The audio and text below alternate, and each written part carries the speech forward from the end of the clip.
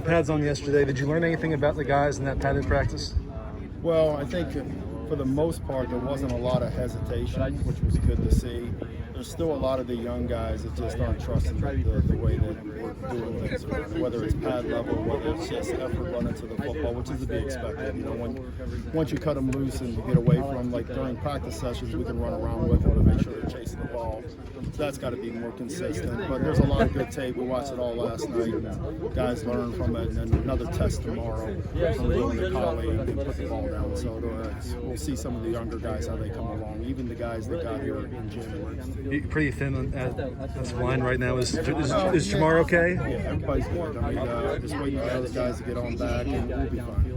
Is that a health and safety protocol situation?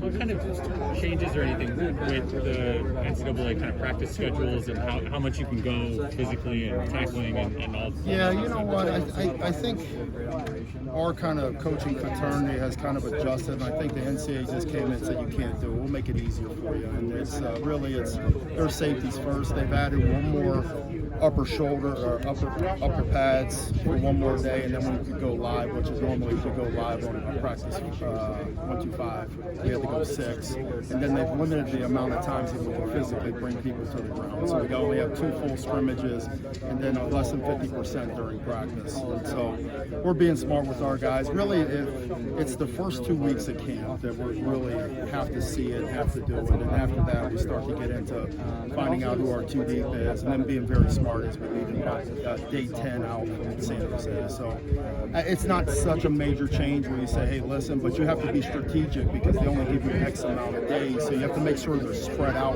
That's the difference. You can't take 1 week and say, hey, we're going to tackle every day, because you might run out of days before your first game. And I really believe that we're going to have to tackle all the way up to the week of, San Jose, so we're sharp on the field. With some of those interior guys out, how big of an opportunity is it for a guy like Stanley? I think it's great, man. Stanley had a great summer. I'm super fired up about him. He's done everything the right way. He just works. Vic has done a great job with him, and he's playing really, really well right now. And I'm really happy, man. He's got a smile on his face. He's letting his personality out a little bit more. He's tough. He's physical. He's smart. Does everything we ask him to do.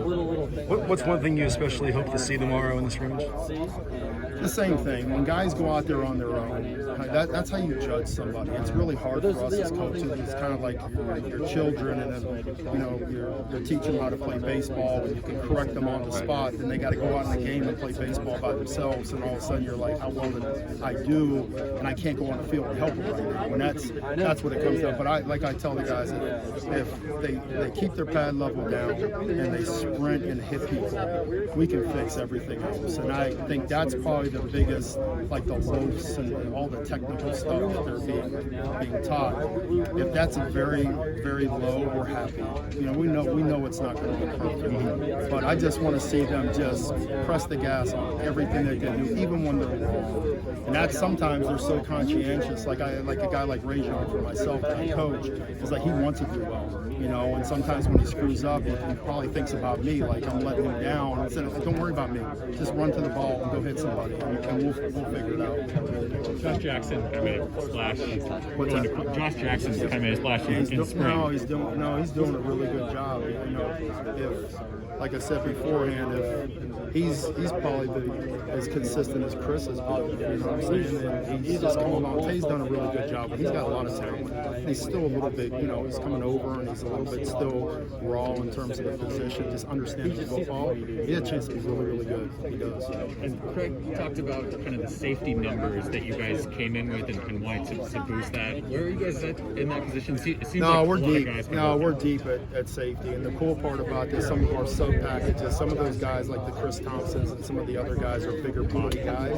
So you can literally use them underneath if you need be. So you take a linebacker that might be 4'7" and bring a boundary safety, like a guy like Chris, who maybe is a high 4'5", and you get faster.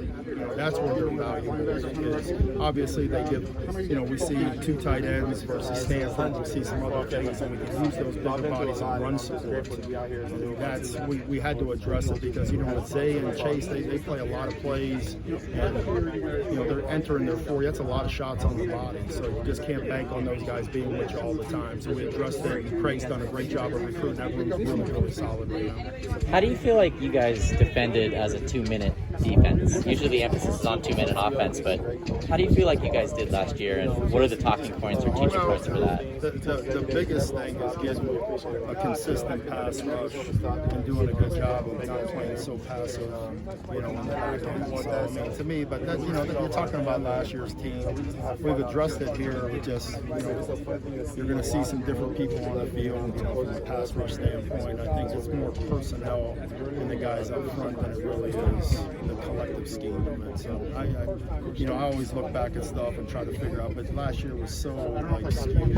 I mean, we're limited in terms of what we can install and how much we can practice. So first couple of games will give you a little bit more. Do you feel like we're far enough into the generation of up-tempo offenses now that it's not really? Yeah, I mean, to me, Coach Harrell can press the gas at any time he wants to. He can turn things. He can score. He can get 7 or 8 plays in less than a minute. So going 2 minutes kind of irrelevant. 2 minutes more about trying to get people to make mistakes, sacks, turnovers. Guy doesn't run out of bounds, keeps the clock running.